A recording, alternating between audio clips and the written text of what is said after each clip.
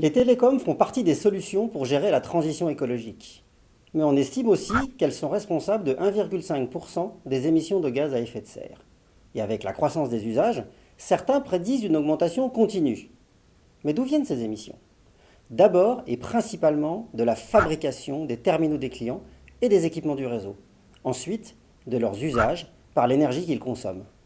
Pour un opérateur comme Orange France, on estime que moins de 10% des émissions de gaz à effet de serre sont directement liées au fonctionnement du réseau, quand elles sont à 90% dues aux activités de ses fournisseurs et clients. Limiter l'impact environnemental passe donc d'abord par minimiser la fabrication des terminaux clients et des équipements du réseau, c'est-à-dire développer l'économie circulaire.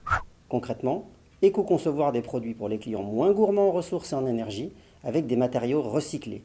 C'est aussi ralentir le renouvellement des terminaux, disposer d'offres de terminaux reconditionnés, réparables et encourager au recyclage, seulement 15% des terminaux mobiles actuellement. C'est pareil pour le réseau, avec le recours à des équipements de seconde main ou l'allongement de leur durée de vie. Sur le volet usage, il faut maîtriser les émissions de gaz à effet de serre dues à l'énergie consommée dans le réseau ou chez les clients. Mais comment faire quand les réseaux ne cessent de grossir pour répondre à une demande toujours croissante? Les opérateurs ont deux cartes à jouer.